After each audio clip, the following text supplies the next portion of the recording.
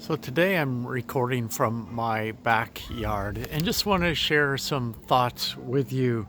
Actually, Psalm 94, verse 18, it says this. It says, when I said my foot is slipping, your unfailing love, Lord, supported me. When anxiety was great within me, your consolation brought me joy. I was reading those verses and thinking about Sunday because I'm going to be speaking about joy on Sunday. And actually, this week we have these trees in our backyard. Actually, we planted them when we moved here 5.5, 6 years ago, and we did them for a reason. And they kind of help give us a little bit of division between us and our neighbors behind us. They're great trees. We love the trees. They look beautiful. And a couple weeks ago, my wife noticed that some of the branches were starting to look like they were dying. And I'm going to kind of go into here. You see these leaves that are withering. And these branches actually are dying, and we went to find out what was going on. They look gorgeous, they look beautiful, they're green and lush and look really good until you get on the inside. And we actually learned that there is a disease out there that causes trees like ours or other kind of trees to do this withering. And actually, we're going to get another opinion, but we're told that these trees are dying, that these trees are in distress. It's an airborne disease, actually. And even though they look great in a couple of years, they will have died. And I was thinking about that and saying, what do I share with us as a church? And I know we're in this season, and it's beginning to feel long for a lot of people. I'm hearing that more and more questions about when are we going to get together? When can we do this? How are we going to do this? And then I'm reading these verses about when I feel like I'm slipping, God's love is there.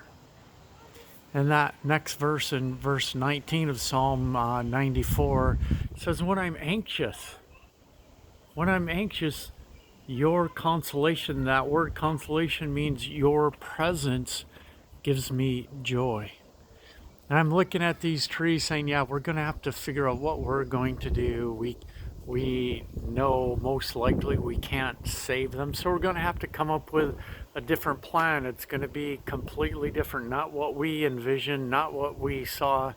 And I kind of feel like that's kind of where we are in life right now. What's the plan? It's going to be a little bit different. It's taking longer, and it's going to take even longer. We are following the guidelines of our government and our health officials, saying how many can get together, when we can get together, and we're going to keep doing that because we want people to be safe. We want people to be cared for.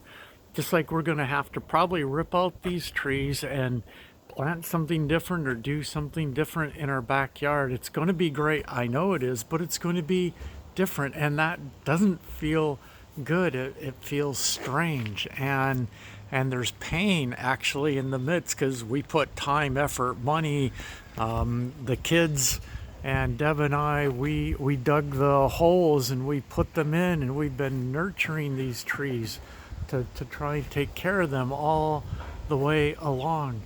And yet now we know it's going to end up being different than what we envision. God is there for us.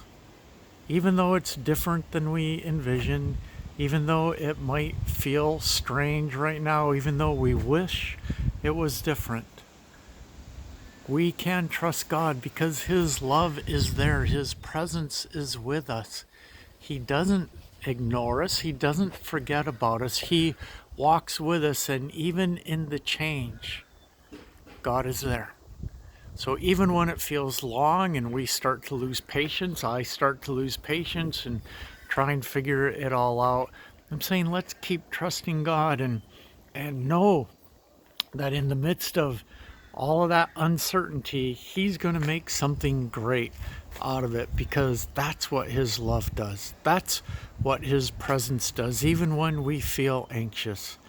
So, church family, just use those verses, Psalm 94, verses 18 and 19, and let God speak to your heart in this time to trust Him, that He knows what's going on and He cares about you.